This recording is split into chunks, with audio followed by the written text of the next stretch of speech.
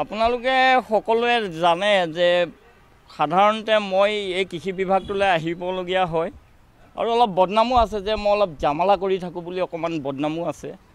কথাটো হ'ল কি যে মই এজন শ্ৰমজীৱী কৃষক কৃষ্ণাই খাটৰ আৰু মই এটা সংগঠনতো কাম কৰোঁ, কৃষক মুক্তি সংগ্ৰাম সমিতি। সমস্যাটো হ'ল কি যে এই বিভাগটোক মই ভোট জলকীয়া কৰিছিলোঁ প্ৰায় 3 বিঘা। 3 মাৰ্চৰ দিনা তেখেতসকলে ইয়াত চেম্পুল ৰাখিলে যে এইটো কি বেমাৰ হৈছে আমি পৰীক্ষা নিৰীক্ষা কৰিম। 3 মাৰ্চ আৰু আজি উত্তৰ একো নাপালোঁ। ভোট জলকীয়া 3 বিঘা খতম নাই। এতিয়া অলপ বেঙেনা খেতি কৰিছিলোঁ মানে 2 বিঘামান।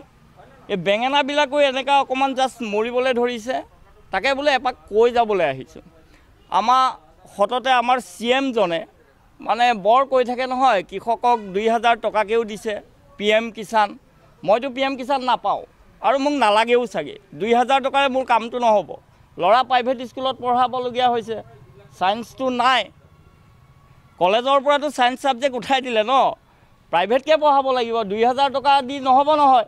সেইকাৰণে অলপ কৃষি কৰি পেলাই স্বাৱলম্বী হ'ম বুলি ভবা সপোনটো নষ্ট হৈ গৈছে, দুখ লাগিছে। সেইকাৰণে মই মানে যোনজন আমাৰ আঞ্চলিকতাবাদৰ ধ্বজা উৰুৱা কোন অতুল বৰাই চাই চাগে এগ্ৰিকালচাৰ বিভাগটো। অতুল বৰা ডাঙৰীয়া আঞ্চলিকতাবাদৰ নামত আৰু দালালগিৰি কৰাটো বন্ধ কৰি দিব লাগে। আঞ্চলিকতাবাদ মানে তোমালোকৰ দালালগিৰি আসন মন্ত্ৰী নহয়। আঞ্চলিকতাবাদ মানে হৈছে অসমৰ খিলঞ্জীয়া ভূমিপুত্ৰসকলৰ স্বাৱলম্বীকে নিজে জীয়াই থাকিব পৰা ব্যৱস্থা কৰা। তোমাকতো সন্মানীয় ডক্টৰ হিমন্ত বিশ্ব শৰ্মা ডাঙৰীয়াই এটা ভাল বিভাগ দিছে।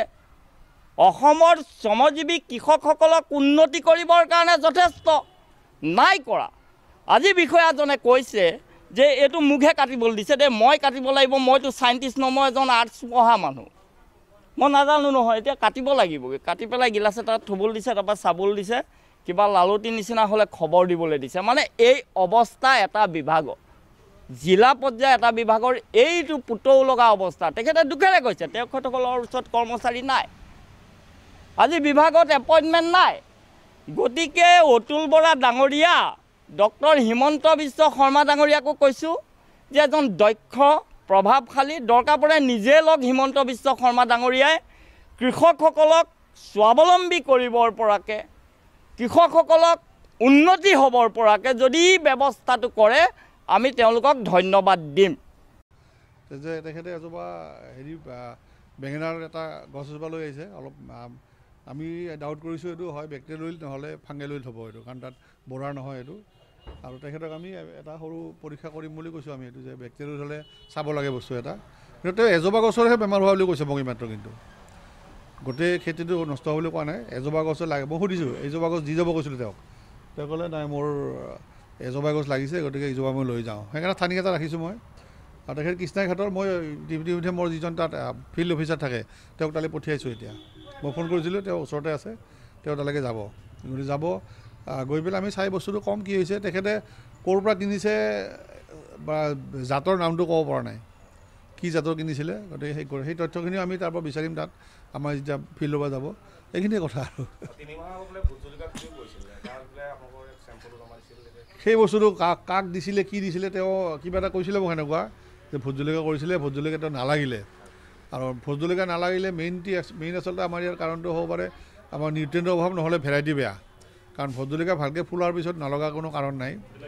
আমি বৰাক্সৰ এটা কথা কৈছিলোঁ, তেখেতে কি সাৰ দিছে ক'ব নোৱাৰিলে, কি সাৰ দিছে, বৰাক্স দিছে নেকি, তেওঁ সেইটো কথা ক'ব নোৱাৰিলে। গতিকে আমি চাম, মোৰ আজি তাত যাওক, আমাৰ ক্ষেত্ৰ বিষয়া তাত যাব। গ'লে আমি যদি তেওঁৰ সেনেকুৱা কিবা হৈছে আমি তাৰ ব্যৱস্থা ল'বলৈ নিশ্চয় ক'ম তাতে। খালি বিভাগৰ আমি এনেইতো আমি এটা আপোনালোকে জানে এটা কথা, আমাৰ ডিপাৰ্টমেণ্টত এতিয়া বিশেষকৈ নগাঁৱত আমাৰ ক্ষেত্ৰ পৰ্যায়ৰ বিষয়ৰ বহুত অভাৱ। আমাৰ প্ৰায় 160জনৰ ভিতৰত 11জন এনেকুৱাহে অকল ক্ষেত্ৰ পৰ্যায়ৰ বিষয়া আছে, বাকী চব এজনে 7টা 8টা চাৰ্জত আছে। সেইটো এটা অসুবিধা আমি ফিল কৰি আছোঁ কিন্তু এতিয়া মই জিলা কৃষি বিষয়া হিচাপে।